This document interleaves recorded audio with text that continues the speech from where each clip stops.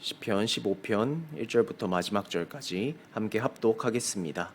여호와여, 주의 장막에 머무를 자 누구이오며 주의 성산에 사는 자 누구오니이까. 정직하게 행하며 공의를 실천하며 그의 마음에 진실을 말하며 그의 혀로 남을 허물하지 아니하고 그의 이웃에게 악을 행하지 아니하며 그의 이웃을 비방하지 아니하며 그의 눈은 망령된 자를 멸시하며 여호와를 두려워하는 자들을 존대하며 그의 마음에 서원한 것은 해로울지라도 변하지 아니하며 이자를 받으려고 돈을 꾸어주지 아니하며 뇌물을 받고 무죄한 자를 행하지 아니하는 자이니 이런 일을 행하는 자는 영원히 흔들리지 아니하리이다. 아멘. 여러분들 혹시 서점에 가는 것을 좋아하시나요? 한 번씩 저도 서점에 가서 책 구경도 하고 그 새 책 냄새를 맡는 것을 굉장히 좋아하는데요. 서점에 가면 참 다양한 책들이 있습니다. 그래서 그 다양한 책들을 분류해 두어서 그 카테고리를 코너로 나눠 두기도 하였죠. 각각 뭐 역사, 뭐 철학, 소설 다양한 분류로 나눠 두었습니다. 여러분들은 주로 어느 쪽 코너에 가시나요? 아마 그 시점에 우리가 어떤 질문을 품고 있느냐에 따라서 가게 되는 코너가 다를 것입니다. 나는 좀 돈을 잘 벌고 싶은데 하면 경제 쪽 코너에 갈 수 있고요. 나는 어떻게 하면 성공할 수 있을까? 뭐 자기 개발 쪽 코너에 갈 수 있겠죠. 그 우리가 품고 있는 질문에 따라서 관심사도 다르고 저마다의 공감대도 다 다를 것입니다. 오늘 우리가 어떤 질문을 품고 사느냐에 따라서 우리의 삶의 방향이나 스타일도 다 다를 수 있겠죠. 그래서 참 질문을 잘 하는 것이 우리 인생에 중요할 것입니다. 그런데 오늘 시편 15편은 어쩌면 우리 인생에서 가장 중요한 질문을 던지면서 이 시를 시작하고 있습니다. 1절 말씀을 보면 여호와여, 주의 장막에 머무를 자 누구오며 주의 성산에 사는 자 누구오니까? 라고 질문하면서 시작하죠. 하나님의 장막에 머무를 자, 하나님의 성산에 거할 자가 누구이겠습니까? 라는 질문으로 시작합니다. 그런데 이 한 절에서 두 개의 동사가 쓰였는데 비슷하지만 사실 조금 다른 동사가 쓰였습니다. 하나는 머물다라는 단어이고요. 하나는 살다라는 단어입니다. 주의 장막에 머물다 할 때 머물다는 정말 잠시 머물 때 사용하는 단어입니다. 또 살다 할 때 살다는 그 말대로 오래 거주할 때 사용하는 정착을 의미하는 단어이죠. 그래서 정확히 이 한 절을 번역하면 여호와여, 주의 장막에 잠시 머물 자가 누구이오며 영원히 그 성산에 거주할 자가 누구이겠습니까? 라는 질문인 것입니다. 여러분들, 오늘 우리가 살아가는 이 삶은 장막에서의 삶인가요? 아니면 성산에서의 삶인가요? 잠시 거주하는 장막인가요? 아니면 영원히 거하는 성산에 우리는 살고 있나요? 장막에 살고 있습니다. 오늘 우리의 인생길은 영원히 거주할 성산에서의 삶이 아니라 잠시 거주하는 장막에서의 나그네 인생길이다라는 것이죠. 그러나 가끔 우리는 이 사실을 헷갈릴 때가 있습니다. 우린 분명 나그네인데 마치 정착민처럼 이 땅에 거주하고 살아가는 때가 있죠.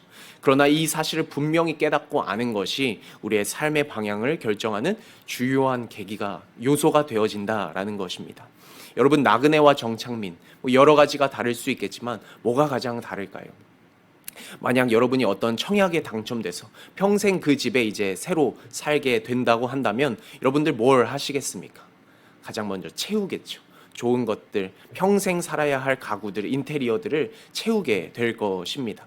반면 지금 살고 있는 집에서 곧 이사를 가고 떠나야 한다면 여러분들 어떻게 하시겠나요? 비우겠죠. 우리에게 있는 것들, 필요 없는 것들을 버리고 비우고 또 남들에게 나눠줄 수 있는 것들은 나누고 베풀기도 할 것입니다. 이것이 가장 큰 차이가 아닌가 생각해 봅니다. 정착민들은 어떻게든 더 채우려고 애쓰지만 반대로 나그네들은 어떻게든 가볍게 비우려고 버리고 또 나누면서 살게 된다라는 것입니다. 오늘 우리의 삶은 어떤 삶인가요? 채우기 위한 삶인가? 아니면 비우는 삶인가? 베푸는 삶인가? 정착민인가 나그네인가? 바라기는 오늘 우리들의 삶이 하늘의 시민권을 두었다는 것을 인식하고 이 땅에서의 더 삶을 채우기 위해서 발버둥 치기보다 더 비우고 나누고 베풀므로써 오히려 하늘의 창고를 두둑히 채워가시는 저와 여러분 되기를 주님의 이름으로 축복합니다. 다시 1절로 돌아가서 1절 이렇게 말하죠. 여호와여, 주의 장막에 머무를 자 누구오며 주의 성산에 사는 자 누구오니이까? 이 질문을 오늘 우리에게 맞춰본다면 이런 것입니다. 하나님, 우리는 누구의 자녀입니까? 하나님, 누가 하나님의 천국 백성입니까? 하나님을 예배하는 예배자의 삶은 어떤 삶이어야 합니까? 라는 질문이죠. 질문이면서 동시에 기도입니다. 사랑하는 여러분, 저는 기도에는 두 가지 기도가 있다고 생각하는데요. 느낌표로 끝나는 기도가 있고 물음표로 끝나는 기도가 있습니다. 보통 우리가 하는 기도는 대부분 느낌표로 끝나는 기도가 많죠. 하나님 뭐뭐 해주세요. 하나님 도와주세요. 하나님 이루어주세요. 그러나 오늘 이 시편 15편 1절의 기도는 물음표로 끝나는 기도입니다. 어쩌면 오늘 우리에게 필요한 기도가 이런 물음표로 끝나는 기도가 아닐까, 그런 생각을 해보게 됩니다. 우리의 답을 정해놓고 하나님께 그 답을 요구하는 기도보다 하나님의 답, 하나님의 뜻을 구하는 그런 기도, 오늘 우리에게 그런 기도가 필요하지 않을까요? 그런 기도가 된다면 어떻게 이 기도가 바뀌겠습니까? 하나님 자녀로서, 예배자로서 우리는 어떻게 살아가야 합니까? 하나님, 오늘 우리는 어떤 말을 하고 어떤 행동을 해야 합니까? 하나님, 우리는 어떤 모습으로 가정 안에서 또 이웃 간의 관계 속에서 어떻게 살아가야 합니까? 저는 중보기도도 마찬가지라고 생각하는데요. 보통 우리가 중보기도라 하면 하나님, 저 형제에게 이런 아픔이 있는데 하나님 도와주세요. 하나님, 저 자매에게 이런 질병이 있다고 하는데 하나님 고쳐주세요. 이렇게 기도하죠. 그런데 이 중보기도가 질문형 기도로 바뀌면 이렇게 되지 않을까요? 하나님, 저 형제에게 이런 아픔이 있는데 오늘 나는 어떻게 저 형제를 도와줄 수 있을까요? 하나님, 저 자매에게 이런 아픔이 있다고 하는데 저는 어떻게 위로할 수 있을까요? 이것이 질문형 중보 기도입니다. 오늘 우리에게 이런 물음표로 끝나는 기도, 하나님께 여쭙고 하나님의 답을 구하는 그런 기도가 있기를 소망합니다. 하나님을 움직이려 하기보다 먼저 내가 어떻게 움직일 수 있을지, 먼저 내가 어떻게 살아갈 수 있을지, 그렇게 하나님께 묻고 하나님의 지혜와 용기를 구하는 저와 여러분들 되시기를 주님의 이름으로 축복합니다. 이와 같이 1절이 질문으로 이루어져 있다면 2절부터 5절까지는 그에 대한 대답으로 이루어져 있습니다. 하나하나 세어보면 총 11가지의 답변들, 구율들이 있는데요.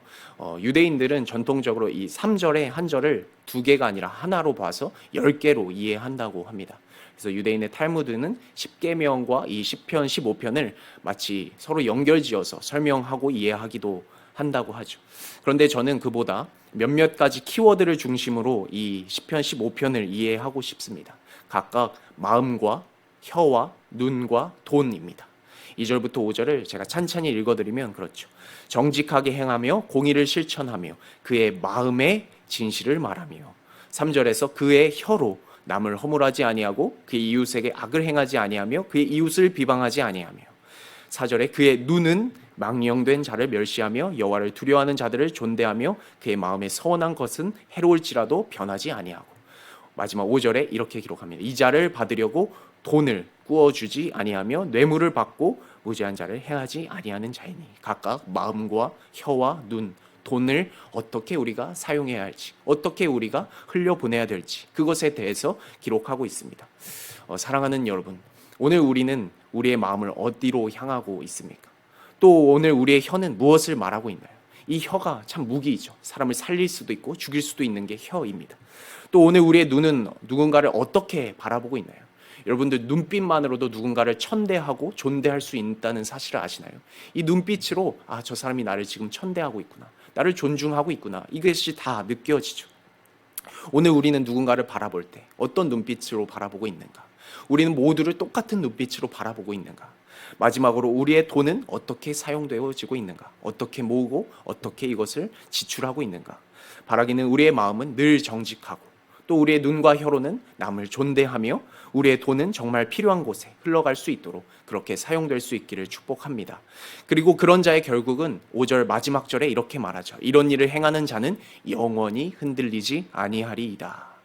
저는 이 구절이 그렇게 다가오더라고요. 하나님 앞에 질문하고 하나님 앞에서 흔들리는 자는 세상 가운데서 영원히 흔들리지 아니하리이다. 하나님 말씀 붙들고 씨름하는 자는 세상 때문에 무너지지 아니할 것이다.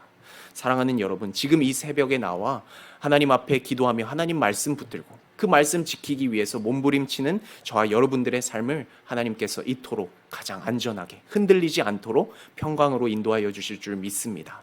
그러므로 오늘 이 하루도 기도하면서 우리의 마음과 말과 행동과 물질을 주님 앞에서 거룩히 지켜 나아가게 되시는 저와 여러분들 되시기를 주님의 이름으로 축복합니다. 아멘.